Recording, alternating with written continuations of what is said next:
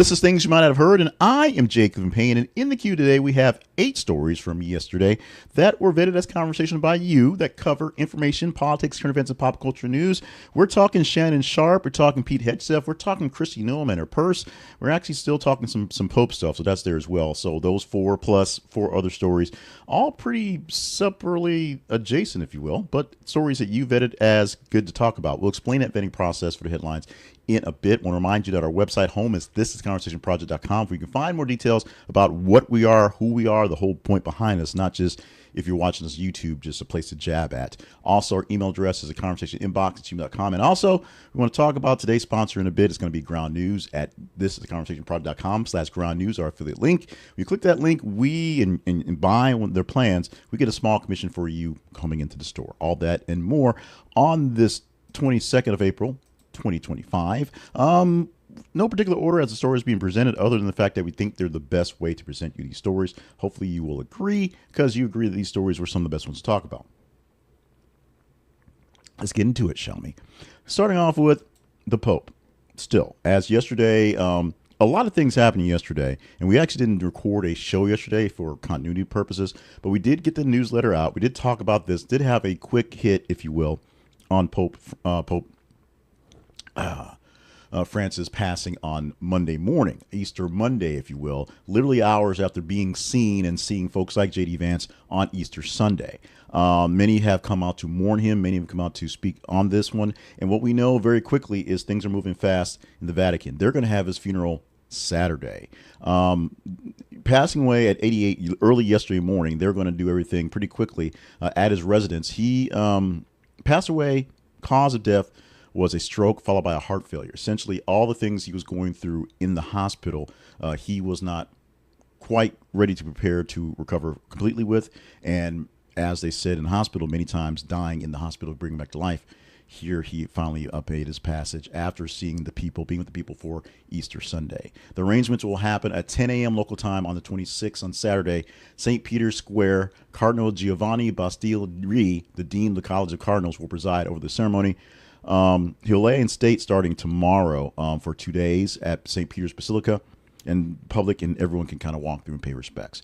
Here's where things get simplified, not complicated. He's going to basically be buried at the Basilica of Santa Maria Maggiore in Rome, which is not the St. Peter's Basilica, where all the other popes are. Wooden coffin, not the multi-coffin arrangement, making this a very big commitment to his humility that he was. Dignitaries are already lining up. President Donald Trump will be there. President of France, Macron, will be there. Ukrainian President Zelensky will be there. Also, Argentinian President Javier Milei will be there as well. We're sure many other folks will be there. We'll get a big list of that because this is a big event to happen. After this is where the fun stuff begins. A 9-day mourning period known as a Novedalia happens, for people who basically do what they can to continue to not worship the Pope, but basically put their thoughts into the process of mourning the Pope and getting over the fact of losing the pontiff.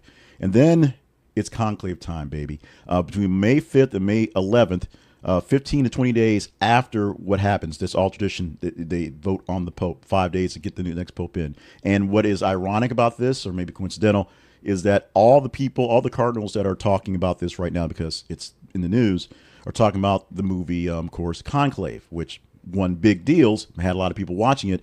A lot of people saw that, and they said it's pretty close. So while there's no weird twist at the end where it's sort of crying game in the end, how the position's going with some of the political intrigue and things going on is a lot like Conclave. So you have an inside seat until you see the white smoke coming to see the new Pope has been named. Now, new Pope will be selected. He will pick out a name for himself and go with that one. The only thing that must be done for a Pope, they must be a male. They must be Catholic. That's pretty much it. Most like being president, you must be 35 years old and a citizen, and that's it. And people must vote for you. Other than that, we'll see. They've been for generations all cardinals, all people who have been in the deep part of the church, all high-ranking folks. So chances are a pauper off the street is not going to make Pope this time, but it's always a chance. One of the biggest stories of yesterday is Shannon Sharpe. And this is something that's been brewing for a while. And there have been rumors of things like this for a while and some of his escapades, if you will. especially as we go into that whole live streaming thing that we'll talk about in the story and read through it. But we are going to talk about the actual headline we have, which is he's being sued for sexual assault and battery amid a rising fame as a podcaster.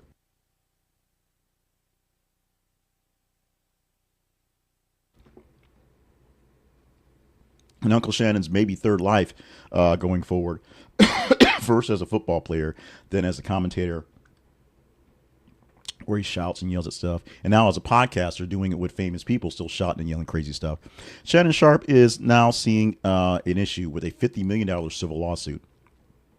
This was filed on April 20th in Nevada, and the plaintiff identified as a Jane Doe, and it says that Sharpe sexually assaulted and battered her during a nearly 2-year relationship beginning in 2023, and when she was 22 years old.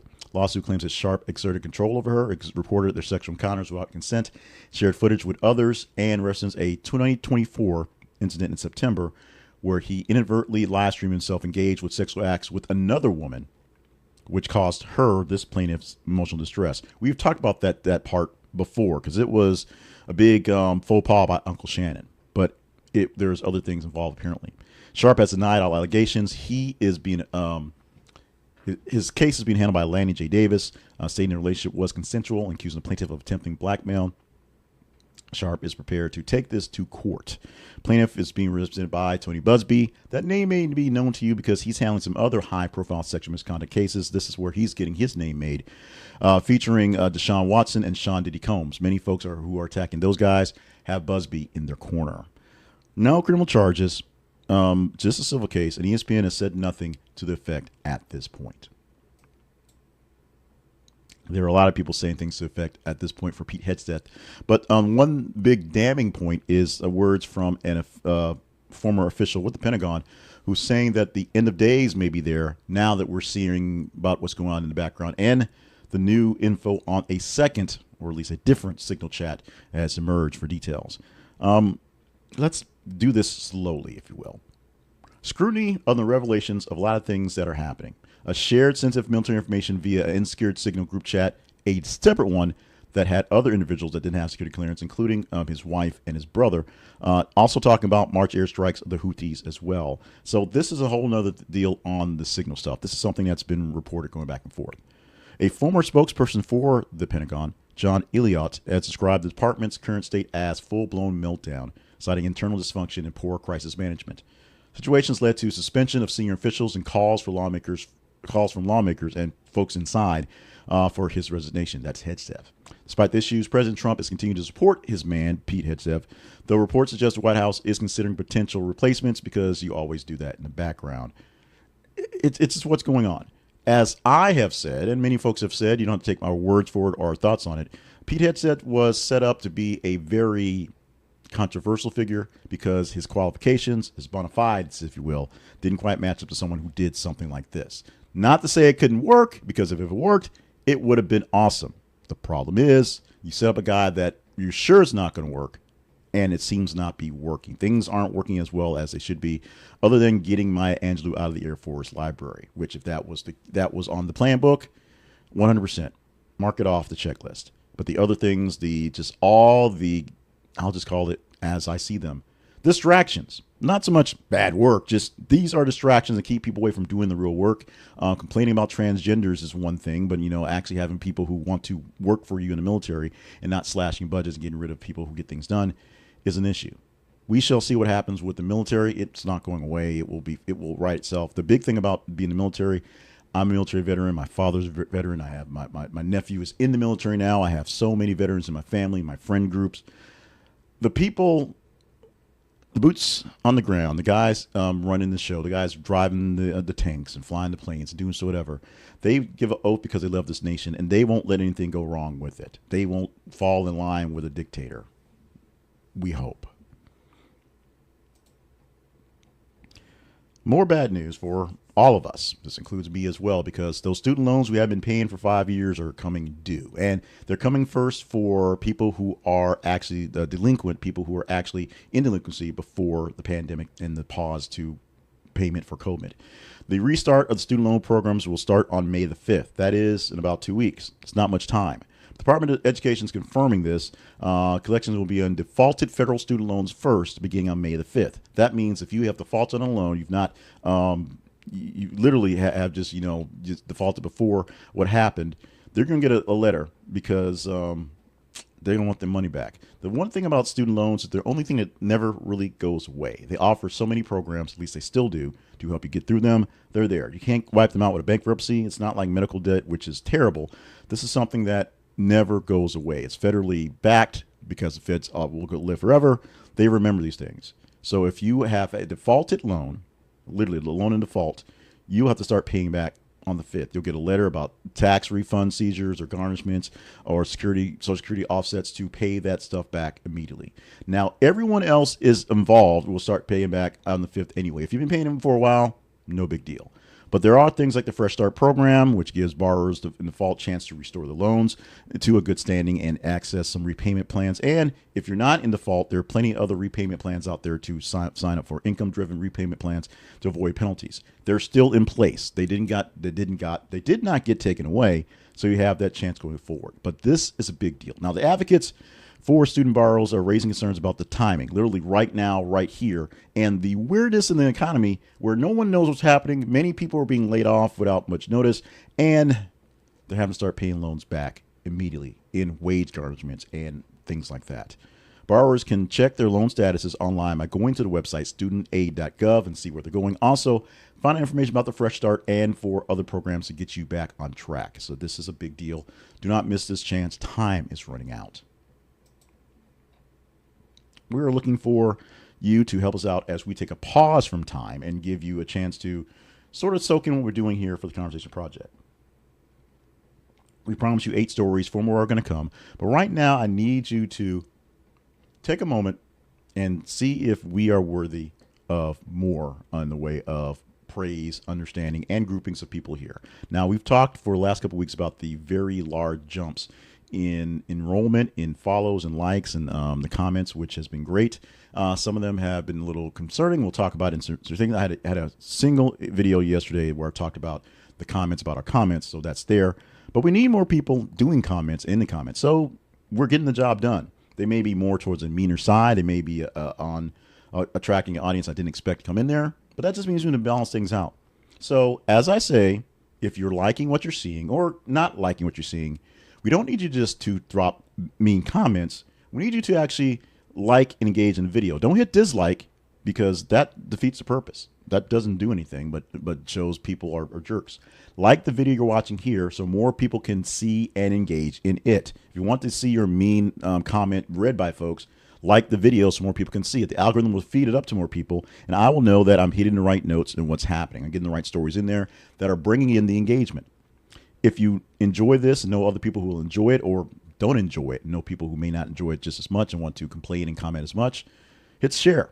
And share it with people who are like-minded, your family, your friends, and folks in your circle of groups, and that will get a kick out of this, the commentary we're giving and the news, the coverage giving, because we do a lot of news stories that don't get the full-blown stuff if you're in a siloed news station, or if you're watching the late-night shows and are doing most of the commentary stuff, they don't get some of the smaller stories in there. Share it with folks, and maybe they'll like and share as well. If you're not getting me in your feed naturally, like all the time, subscribe. We are here doing this thing here on Facebook, on X, on YouTube. We also have the hot takes on TikTok, our email newsletter, and our audio clips, audio form of this on podcasts, wherever you podcast. So check us out wherever you can because we're there for you.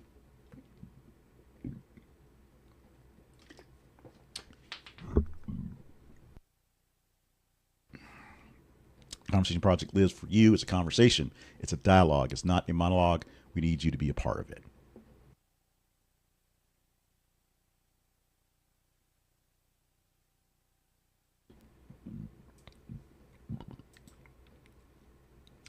So our next story is number 5. It's New York Governor Kathy Hochul. And she is saying that New York is going to keep its pricing plan despite the federal wanting to get rid of it. Sean Duffy, the Department of Secretary of Transportation, is saying this is a bad program. The Trump administration does not want this going on and wants to halt the initiative. But again, in January the 5th this year, A $9 toll on most vehicles entering Manhattan south of 60th Street during peak hours, essentially right after 10 o'clock and up until 3, 4 o'clock, the working hours of New York City. And what this means, if you want to roll through Manhattan, you got to pay $10. That's simple. It reduces traffic congestion, lowers pollution, and generates revenue for public transit. Pollution part we will see in time, but congestion, it's already doing that. Bring it down. And public transit improvements, anytime you pay $9, you're raising money. A cease was sent to go into place May 21st. That's what Sean Duffy wants to basically get rid of this one. They have a deadline to just go ahead and get rid of the tolls coming into the city. But there's been a failure to comply so far. Duffy says it's illegal. Hochul says it's not, and says, I repeat, congestion pricing is legal, and it's working. She's highlighted the program's early success with 11% reduction in traffic, improved travel times through the town at that point in time. MTA is overseeing the toll and challenging the federal government to sort of prove its point in court. They hadn't quite got there yet, but I think they will, because feds want this gone. The New Yorkers, at least the governor and the city officials, I'm not quite sure what that mayor's saying, but the governor wants this because it helps with MTA, which is a larger larger organization that handles many things across the state, but New York City being the main point because everybody's in New York City. This is based on some similar things from London and Stockholm. This is not something that Hochul just made up.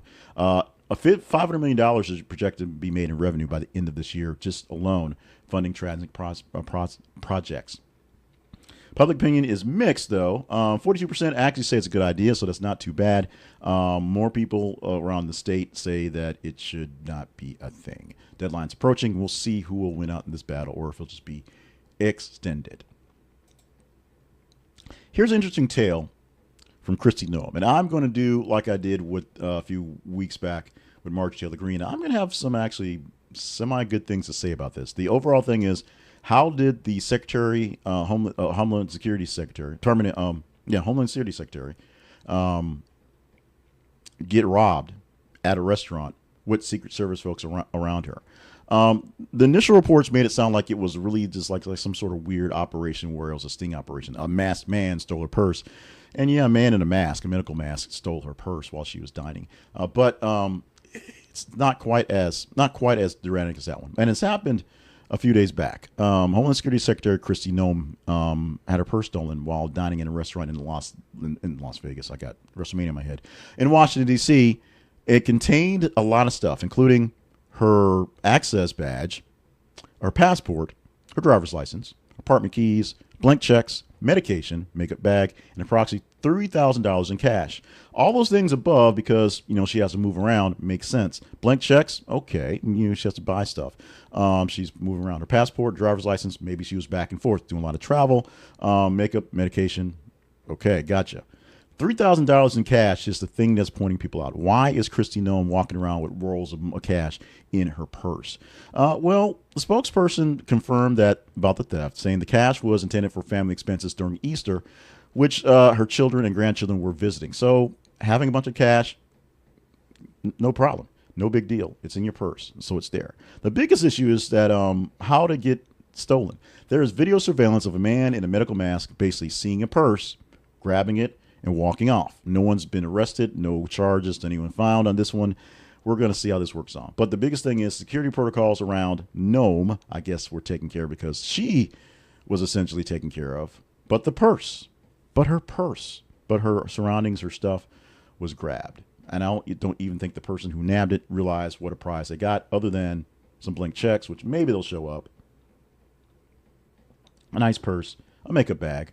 Maybe it's a part of a scheme to break into something, and we'll see that pop up later. But the big get is $3,000 cash off the bat. That's a pretty big haul without having to do any work to fence anything going forward. Stop me if you heard this one. Two Kenyans Stop me if you heard this one. Two Kenyans run the Boston Marathon and win for both the men and women's division. Yes, it's not a joke. It's pretty much a standard thing. But John Korir and Sharon Lokedi win the 2025 Boston Marathon, and Lokedi actually set some records. Korir was close. In the marathon this year, these two winners from Kenya won in pretty spectacular fashion. Let's start with Lokedi.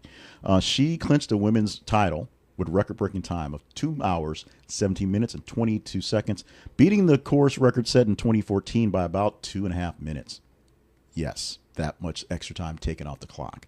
Victory marked a significant comeback for Lokedi, who finished second to Helena O'Brien in the previous year's race. A thrilling finish where she outpaced O'Brien this year by 19 seconds. This time they both would have broken the records, but the one is done by the top person. An Ethiopian came in third in this case. Now, for the men, Korir came in with 2 hours, 4 minutes, 45 seconds, and the second fastest Boston Marathon in history. So not quite historic, not quite record-breaking, pretty darn close. He actually fell at the beginning of the race, but he caught up and ran pretty fast to get to where he was. He and his brother Wesley are the only pair of siblings who have won this prestigious race, coming in second and third, Tanzania's Alphonse Simbu and Kenya's Cyprian Kutu, respectively. Now, the wheelchair race, giving props to Switzerland's Marcel Hug, who got the win, his 8th win in the marathon in 1 hour, 21 minutes, and 34 seconds. The women's wheelchair, 1 hour, 35 minutes, 20 seconds, going to Susanna Scaroni. This was a big year for the Boston Marathon, which coincided with the 250th anniversary of this here United States, the revolution at least. So there was a lot of celebration and colonial-themed tributes going on around the place. Reenactment of Paul Revere's ride and many things going on with about 30,000 runners in this year's race. Iconic, large, great for all to be around. Also iconic and large, and even larger iconic with the sponsors involved, is the Easter egg roll at the White House, which Trump, of course, had corporate sponsors for this year. It brought a bit of controversy. Luckily, it brought a better-looking bunny. And a lot of talk going back and forth because there were interviews because Pete Hegseth was there to get his insight on the thing going back and forth and a chance with Trump to say he's backing his man. But this is not about that story. We did Pete Hegseth already today. This is about the 2025 White House Easter egg roll. With the departure from tradition, as the editor says, with corporate sponsorships to fund the event. Now, normally, private organizations who like the White House and want to get some prestige are funding this thing. But this year, the American Egg Board basically put it together and got some sponsors to get things in there. Meta, Amazon, and YouTube making this more of a Meta-ish type of egg roll with the festivities. Meta offered an AI-powered experience and photo opportunity piece. Amazon hosted a reading nook, and YouTube sponsored the Bunny Hop stage. I'm not sure if they actually did the Bunny Hop line dance, but hey, there's a stage called the Bunny Hop. The packages started at $75,000 and went all the way to $200,000, providing companies branded spaces on the South Lawn. We actually talked about this story, about a month or two back, saying it was happening. It has happened. Media exposure, VIP access, and brunch with the First Lady and potential White House tours. Funds raised were directed to the White House Historic Association and nonprofit organization. So they're not going to the Trump specifically. They're going to what would have already gone to for the money to take on this, into this foundation to help maintain the grounds, help maintain the facilities, help maintain events at the White House. It was traditional elements going on, music performances, egg rolling, but the controversy came with the sponsorship activities that came on. Concerns raised the potential of blurring the lines between public office and private interests, which will continue to go, especially given that sponsors' ongoing legal challenges and connections to the Trump administrations. Were the sponsors kissing up to Trump by paying money to hang out with the bunnies?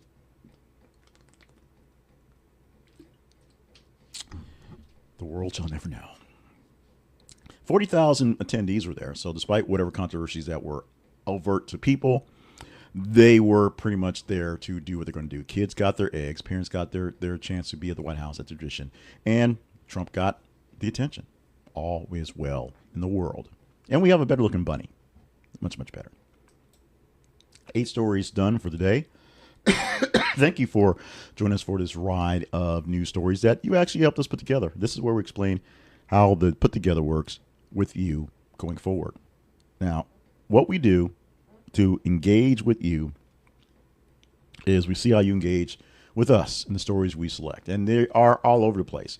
All day long, I'm scaring aggregate plate sites and some of the news sites, some of them a little out of the way sometimes to make sure we're getting enough stuff to fill our holes and enough stuff to get the interesting stories in there for you to engage in. And ask you to engage in them on social media. Our sites specifically, because we can't count someone else's site, go to our links on x.com/This Conversation Project, and Facebook, Facebook.com/ this is a conversation pro. No, I got it wrong. Facebook.com/ this is a conversation project. X.com/ th_conversation. I said them backwards and was trying to fix it in my head and didn't. What we do there is every 50 minutes or so, we post news articles from various places. Like we had the article on the Easter egg hunt, and on Pete Hegseth having another signal chat, and on Pope Francis and his funeral. We need you to just engage in stories, because that shows us that you're looking at what's going on and you see what stories are worthy of chatting up. It's not just a rundown of stories and saying, oh, this might be interesting. It's literally running through stories and you telling me these stories are interesting. You do it just like that. It's that simple. And we go through those stories every single weekday morning and pick the ones from the top half of the last engagement. For Monday, we would have picked 10 stories from 90 stories in the weekend out of the top 45 or so. And today, if you will, we took the 30 stories that we picked in the day, that we put out in the day, you engaged in, and then we simply looked at the top half, about 16 or so based off your engagement, and picked 8 of those. That's how you got these stories for the day. If we got a story wrong, email me, let me know. Now, the story we're pushing for today, one story, like I said, 30 stories throughout the day, but here's one to look for if you want to kind of get in this one. This story is actually about a week old. But there have been a lot of interesting on polling back and forth, and this is one that I thought would only be fair to put out there, since we do have a lot of things that are pointing towards the negative in the Trump administration. Polling shows that a growing number of Republicans identify with the MAGA movement. Like I said, this poll is about a week old, or the report's about a week old, but a poll is a snapshot in time, so we'll address that if you want to address this one right here. This is saying some of the things that are going against the grain in the polls that I'm seeing on my main channels, which I have to admit are CNN, MSNBC. Fox is actually referencing these polls and then poo-pooing them in the FEN, basically saying that Trump's numbers are down with popularity. People don't want him what he's doing.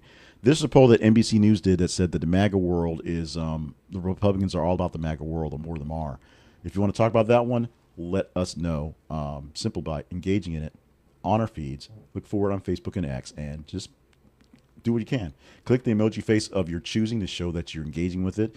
Reply to it. Share it with folks. Do what you can. Show the engagement. Read it a couple times, and the higher engagement score it gets, better chance of talking about it tomorrow. Let's continue our pause, or actually I guess it's no pause because there's no more stories to get to. But we're going to talk about our sponsor for the day, which is Ground News. And we're going to pick Ground News simply because we had a very big day yesterday, very big day coming on.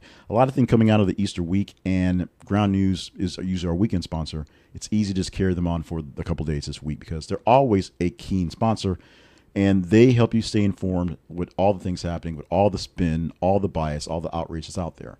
But you have to do the work to get the work in. Ground News is the world's first comparison platform, and it lets you see the full picture on news.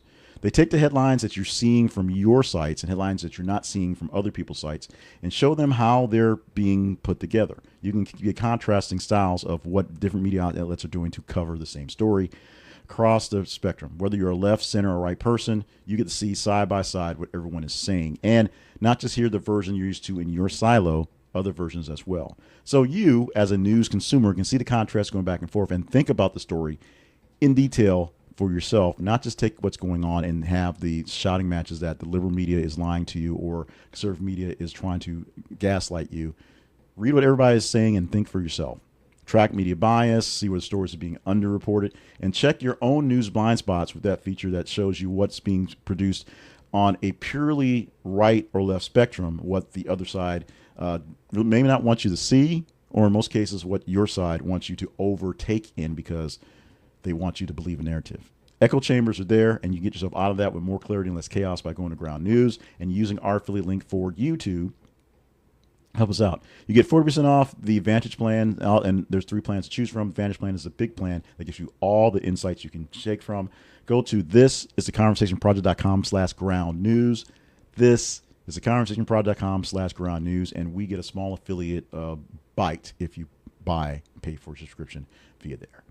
No more. Be aware. Stay grounded with Ground News. The Conversation Project is online all the time at thisconversationproject.com, at our website. We know that you're tired of just being fed stuff by the mainstream media, so we feed you stuff from the mainstream media for them, and then you get a chance to tell us which ones are really worth getting into. You help us craft the narrative. You help us do our rundown. You tell us what stories are actually conversational based on a lot. And it's a lot that we get to go through. So you can help us do that. And you do that every day by following on the feeds. The most important thing you can do, which is more or less free if you have access to internet and a device, is follow us on our feeds and engage in the stories on Facebook and X. Do that. We're good. Email us with your comments and concerns. That's also free, also good. If you want to consider being a partner, it helps us out, and we get more details and back and forth on those. And of course, just be you. Be good people. Be sort of, I guess, open in your thought process. If you're just a person that follows us on YouTube and sees a story and comments and doesn't really get into the details of what we're doing, that's part of what we're looking for. Part of what we're looking for is people to engage in stories, and that's great. And I'm loving the engagement I'm getting lately as a numbers wise. But from a standpoint of the actual engagement,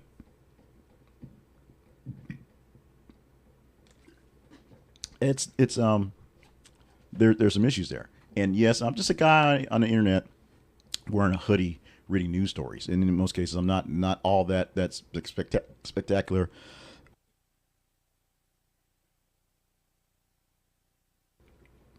All that exciting.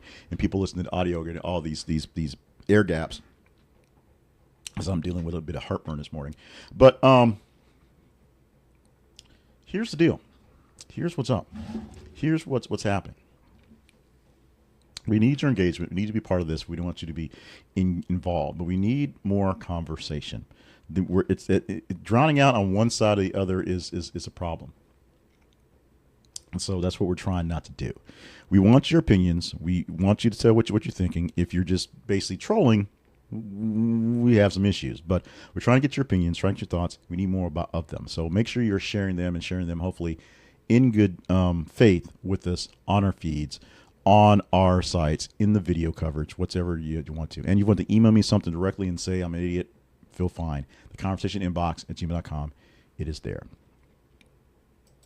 With that, we're wrapping up for this Tuesday, April 22nd edition, 2025, for Things You Might Have Heard. Thank you so much for being a part of the show and a part of the family. Make sure you're doing what you can to stay limber, stay hydrated, stay on task for all the grand things you're here to do, because you're here to do your life in the span of long time, marathon-ish, if you will, not try to turn it into a sprint. Love you, mean it. Let's do this again tomorrow for a Wednesday edition of Things You Might Not Have Heard.